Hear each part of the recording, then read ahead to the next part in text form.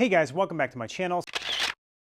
So today we are talking about how to clean a mattress topper. You should do this about 3 or 4 times a year, depending on how dirty or maybe how sweaty you are at night, things like that, because these get really gross. And so obviously if you have a mattress topper, you want to take the top of it. If it unzips, you want to take that off and unzip that and put it in the washing machine. But you never want to put the memory foam in the washing machine. It'll damage your washing machine and it will damage your memory foam as well. So in order to clean this, we are going to use our friend Arm & Hammer baking soda, and we're going to put this on, and we're just going to use a kind of a screener to kind of sift it onto the memory foam.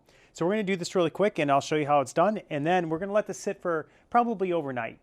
So there's differences of opinion on that.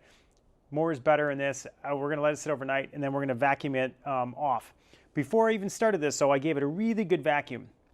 It gets all those, you shed skin, hair, bunch of nastiness. You want to vacuum that all out, and you want to get all that off the memory foam as much as you can before you do this step, and then you're going to vacuum it again after we let this sit overnight. So let's get started. You probably really don't even need the sifter.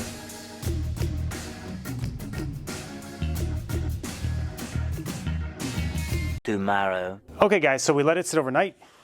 We are going to shop vac all of the baking soda off of the mat, and we should be good to go. So let's get started.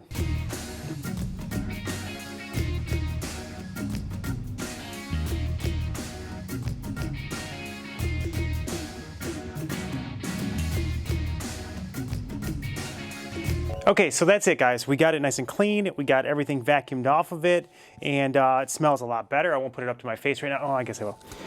Yeah, it smells a lot better. And that's it. We're going to put it back in the bed, get everything reassembled, and we're going to do this probably 3 to 4 times a year.